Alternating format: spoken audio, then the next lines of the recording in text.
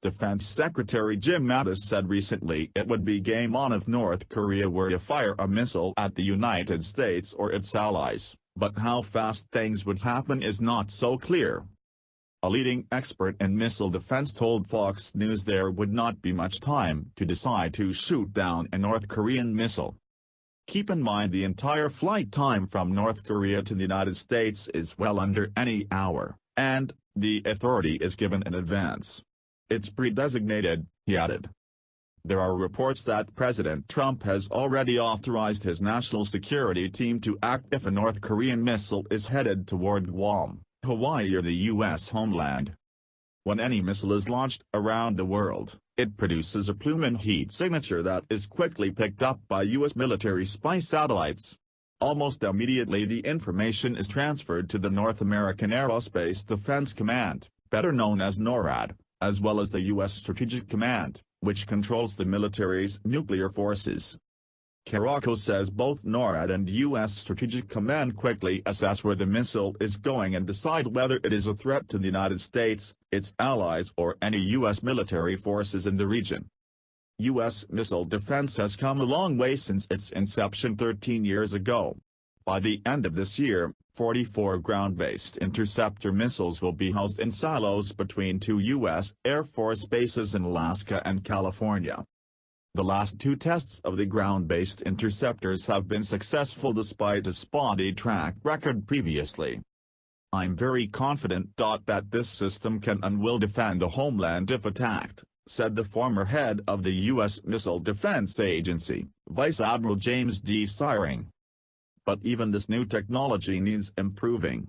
Today's kill vehicle from the interceptor missiles dates back to the 1990s, according to Caraco. To protect South Korea and the U.S. territory of Guam, the U.S. military has deployed the THAAD anti-ballistic missile system. Right now THAAD, Terminal High Altitude Area Defense, is only operated by the United States military, but there are only a few systems available to deploy. The United States has only about 5 or 6 THAAD batteries for the world, said Caraco. The United Arab Emirates has 2 THAAD batteries and the Saudis have announced they will be purchasing 7 batteries, Caraco said. THAAD is a perfect 15 for 15 over its lifetime in controlled tests to destroy short or medium-range ballistic missiles, including 2 recent tests from Kodiak, Alaska which shot down ballistic missiles over the Pacific. THAAD missiles intercept ballistic missiles when they re-enter the Earth's atmosphere. But Caraco says the THAAD battery currently deployed to South Korea is only finite. THAAD will not protect the 25 million people living in and around Seoul, but it will buy the military time to strike back, according to Caraco. North Korea has hundreds of missiles, the THAAD battery is not there to defend the entire peninsula, said Caraco. This is not about having a perfect shield and sitting there and playing catch. This week, the U.S. Army added 4 more launchers, over the objections of Russia and China, to join the 2 already in place, bringing the total now to 48 missiles to defend South Korea. Japan does not have the THAAD system. Sitting offshore are Aegis destroyers that are designed to shoot down ballistic missiles outside the atmosphere in space. Protecting Japan are Patriot missile batteries to provide a last-ditch protection should any missiles get through the Aegis warships deployed at sea. The aircraft carrier USS Ronald Reagan was put to sea this morning from Tokyo Bay for pre-planned training exercises at sea, according to the U.S. Navy. Separately, a ballistic missile defense warship will always be on alert near Japan.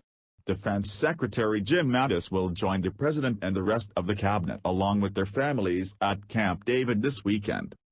And on Friday, a U.S. Navy official confirmed that 4 warships had joined the USS Ronald Reagan at sea for a routine patrol, just a month after the aircraft carrier's month-long maintenance period in Japan.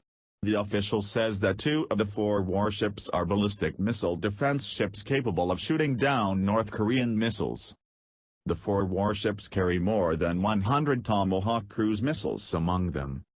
Ahead of a meeting with Kuwaiti Deputy Prime Minister and Defense Minister Sheikh Mohammed al-Khalid al-Hamid al-Sabah at the Pentagon Thursday, Defense Secretary Mattis was asked by a reporter what would happen if North Korea fired a missile at the United States or threatened any allies this weekend. "We'll deal with it," he replied.